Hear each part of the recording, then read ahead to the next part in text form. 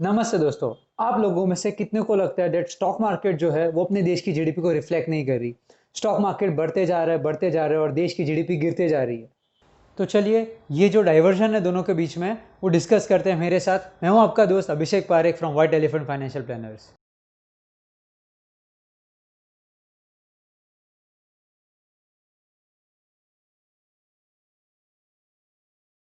सबसे पहला रीज़न है दोस्तों, स्टॉक मार्केट जो है वो फ्यूचर की इवेंट्स जो होने वाली है उसको प्रेजेंट में डिस्काउंट करता है। यानी कि जब भी मार्च महीने में सब कंट्रीज लॉकडाउन अपनाने वाले थे, तो वो न्यूज़ से मार्केट एकदम से गिरने लगा। उस समय पे कुछ हुआ नहीं था, companies were not making losses. But जैसे ये न्यूज़ बाहर आया that every country is considering to go for a lockdown, market suddenly गिर गया। स्टॉक मार्केट ने वो उस हिसाब से अंदाज़ा लगा दिया दैट अगर सब कंट्रीज देश की लॉकडाउन में जा रही है तो there will be business at stand still. तो ड्यू टू दिस मार्केट गिरते जा रही थी even before the lockdown was officially announced. उसी लॉजिक से दोस्तों, अप्रैल महीने में जब इस सब कंट्रीज की सेंट्रल बैंक और गवर्नमेंट ने मिलकर एक फिजिकल स्टिमुलस सबको देना चालू किया, या फाइनेंशियल पैकेज लोगों को देना चालू किया, कंपनीज को देना चालू किया। जैसे कि आप 6 महीने तक लोन नहीं भरोगे, ईएमआई नहीं भरोगे तो चलेगा, आपको और भी लोन चाहिए तो कम इंटरेस्ट रेट में देवर मेकिंग इट अवेलेबल। तो वो सब चीज़ की वजह से इन्वेस्टर्स का मोरल बूस्ट हो गया। तो जैसे मार्च महीने में मार्केट्स ने लॉकडाउन को एक फ्यूचर इवेंट समझ के मार्केट गिरना चालू हो गया था, उसी हिसाब से गवर्नमेंट और सेंट्रल बैंक का ये सपोर्ट देके इन्वेस्टर्स का कॉन्फिडेंस बूस्ट हुआ और दे स्टार्टेड बाइंग अगेन। सो मार्च महीने से वापस मार्केट थोड़ा रिकवर होना चालू हो गया, थिंकिंग दैट चल फ्यूचर में चीज़ें अच्छी होगी। कंपनीज को गवर्नमेंट ऐसे ही डूबने के लिए नहीं छोड़ देंगे, they are going to rescue them by some way और द अदर। सो अगर आप देखते हैं दैट निफ्टी जो है वो अप्रैल से जून में 26% बढ़ा है, और जीडीपी जो है वो उसी समय में 24% गिरा है। बट मार्केट ने वो सोच के लिया है दैट चलो अभी जो निफ्टी 3 महीने में गिरा है, maybe by the end of the year it will be just -10% growth. So वो हिसाब से मार्केट ने अभी से ही पोजिशन लेना चालू किया, people started purchasing the stocks. So वो हिसाब से मार्केट थोड़ा थोड़ा रिकवर होना चालू हो गया। चलिए अब आगे बढ़ते हैं दूसरे रीजन की तरफ। क्रेडिट स्विस कंपनी ने बहुत ही अच्छा एनालिसिस किया है बीएससी 500 कंपनीज का, जो मैंने सीएनबीसी पे देखा। उस हिसाब से अगर आप देखते हैं तो 57% of the companies were trying to enter new market during this period. जैसे आप सबको याद होगा, लॉकडाउन के समय खाने के लिए और कुछ स्नैक्स बाइट करने के लिए all we had was package food, या घर पे बना के हम लोग खा सकते थे। सो जो भी एफएमसीजी कंपनी है या हेल्थ केयर के प्रोडक्ट्स है, वो सब अपने देश की कंपनी बहुत सारी अलग अलग मार्केट्स में स्टार्टेड टू एंटर एंड वहाँ के लोगों को केटर और सर्विस करना चालू कर दिया।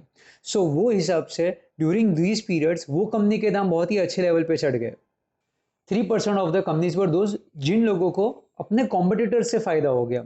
For example, RBI was giving very low interest rate loans to the banks, the banks can eventually pass it on to their customers. So जो कस्टमर्स पहले एनबीएफसी में अप्रोच कर रहे थे लोन्स के लिए, वो लोग को बैंक में भी बहुत अच्छे कॉम्पिटिटिव रेट्स में लोन मिलना चालू हो गया। सो ऑब्वियसली एनबीएफसी का बिजनेस बैंक को पास ऑन हो गया। 14% ऑफ द कंपनीज वर दोस्त जिन लोगों के पास ग्लोबल ऑर्डर्स थे।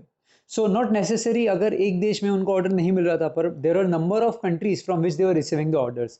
जैसे कि अपने आईटी सर्विसेज है, या डिजिटाइजेशन, या डिजिटल मीडिया या सोशल मीडिया मार्केटिंग है, वैसी कंपनी को बहुत अच्छा फायदा हो गया, because there was a huge global demand during the pandemic for online services and online marketing and online cloud meetings etcetera. And last, only 26% of the companies were those who were dependent on the domestic demands for their businesses. For example, health care जो था उसको तो definitely बहुत ज़्यादा business मिला, पर infrastructure है, due to lockdown everything was on a halt. तो वो सब कंपनीज को बहुत ज़्यादा इफेक्ट हो गया, real estate as a sector को इफेक्ट हो गया। So in a nutshell, if you see, 74 to 75% of the companies of BSE 500 were those who were getting some or the other work, who were still operative during these periods. So due to this, वो लोग के prices were continuously increasing. उसका दूसरा reason ये भी है दोस्तों, which will be our point number 3, that market जो है वो एक ऑर्गेनाइज सेक्टर को रिप्रेजेंट करता है, और जीडीपी जो है उसमें ऑर्गेनाइज और अनऑर्गेनाइज दोनों सेक्टर के businesses are taken into consideration. जैसे आप सब लोग जानते हैं, स्टॉक मार्केट में लिस्ट होने के लिए कंपनी को बहुत बड़ा होना ज़रूरी है। बहुत छोटी छोटी कंपनीज स्टॉक मार्केट में लिस्ट नहीं होती। सो जो भी कंपनी स्टॉक मार्केट में लिस्टेड है वो बहुत ही ऑर्गेनाइज्ड है, वो लोग के पास अच्छे खासे फाइनेंशियल स्ट्रेंथ है, एक फाइनेंशियल कॉर्पस है जो कंपनीज को एक अनफोर्सिन इवेंट में बचा सकता है। और जीडीपी जो है उसमें हर एक तरह का बिजनेस इज इंक्लूडेड, जो ऑर्गेनाइज सेक्टर का है वो भी इंक्लूडेड है, जो अनऑर्गेनाइज सेक्टर का है, जो छोटे बिजनेसेस है, जो एक मिडिल क्लास आदमी जो बिजनेसेस कर रहा है वो भी जीडीपी को कंट्रीब्यूट कर रहा है। सो जीडीपी अपने को एक पूरा पिक्चर दिखाता है, जबकि स्टॉक मार्केट जो है वो एक ऑर्गेनाइज सेक्टर का, एक बड़ी कंपनी का, बड़े प्लेयर्स का एक पिक्चर दिखाता है। So this is also the third reason why markets were rising and GDP wasn't rising.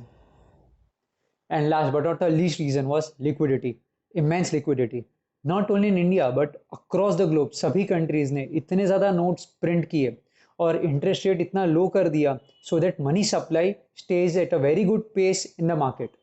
Usually क्या होता है दोस्तों, इमेंस लिक्विडिटी जो है वो इन्फ्लेशन को बूस्ट करती है। जैसे कि अगर आपके पास पहले 10 रुपए थे खर्चने के लिए, अभी आपके पास 20 रुपए, so you are ready to spend like 10 to 12 rupees more on any goods and services.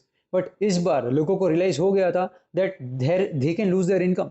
सो जो भी एक्सेस लिक्विडिटी थी उसमें ज़्यादा गुड्स एंड सर्विसेज का डिमांड नहीं बढ़ा। इनफैक्ट आपको याद होगा लॉकडाउन में ऐसे दिन थे जब हम लोग खुद अपने बाल काट रहे थे, because we had no option to go to the saloon or spend it, or we can't even go to theaters or malls and spend the money. So हम लोग के पास और सब लोग के पास जो excess liquidity थी, people started investing it wisely. So क्या हो गया, goods and services का दाम नहीं बढ़ा but asset का दाम बहुत बढ़ गया। जैसे गोल्ड बहुत ज़्यादा एक्सपेंसिव हो गया because people were scared, लोगों को अनसर्टेनिटी थी। सो लोगों ने क्या किया, चल थोड़े बहुत पैसे बचे मैं गोल्ड ले लेता हूँ, एटलीस्ट गोल्ड में अप्रिसिएशन होगा तो मेरे को फ़ायदा होगा। Gold equity also as an asset class started rising, तो वो भी एक रीजन थी because of which markets were constantly rising, because लोगों के पास जो छोटे मोटे सेविंग्स थे, जो एक्सेस सरप्लस पैसा थे, people started realizing that यार मार्केट्स में कंपनीज के प्राइस बहुत कम है। भले companies in the near term business ना करे पर मे बी लॉन्ग टर्म के लिए it is a very good value stock for me to buy it. So people started investing their money there. So due to this लोगों ने अपने पैसे stock market में या इक्विटीज़ में या गोल्ड में, कमोडिटीज़, बाकी सब कमोडिटीज़ में इन्वेस्ट करना चालू किया। So due to this markets were rising, asset class का प्राइस जो है वो बढ़ते जा रहा था, सोना बढ़ रहा था, बट जो जीडीपी है उसके नंबर्स अभी भी स्टेगनेंट थे, मे बी वो अभी भी गिर रहे थे। So this were 4 major reasons why markets were on the soar and GDP was definitely not growing up. इन 4 रीजंस के अलावा अगर आपके पास भी कोई रीज़न है तो प्लीज़ हमें कमेंट करके बताइए, और अगर आपको हमारा वीडियो अच्छा लगा तो प्लीज़ हमारे वीडियो को लाइक कीजिए, आपके फ्रेंड्स के साथ शेयर कीजिए, हमारी चैनल को सब्सक्राइब कीजिए। Thank you so much. जय हिंद।